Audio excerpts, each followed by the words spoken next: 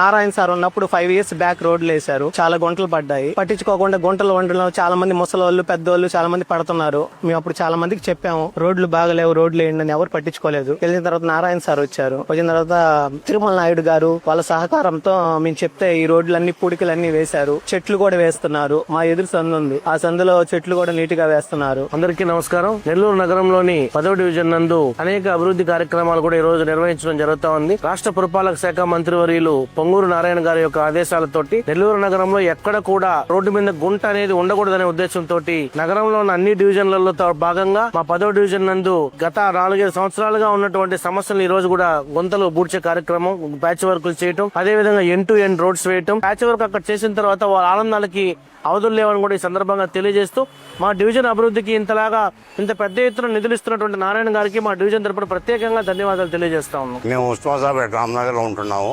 మా ఏరియాలో నారాయణ గారు మంత్రిగా గత ప్రభుత్వంలో ఉన్నప్పుడు మా ఏరియాలో రోడ్లు వేశారు. తర్వాత ప్రభుత్వం మారడం జరిగింది. ఆ సమయంలో రోడ్లు డ్యామేజ్ అయినాయి. మేము ఎన్నిసార్లు ఎవరికి చెప్పుకున్నా కానీ ఎవరు కూడా పట్టించుకోలేదు. ఈ ప్రభుత్వం వచ్చిన తర్వాత మా ప్రాంతంలో రోడ్లు ప్యాచ్ వర్క్ వేయడం జరిగింది. మా ఏరియా తరపున ధన్యవాదాలు తెలుపుతున్నాను.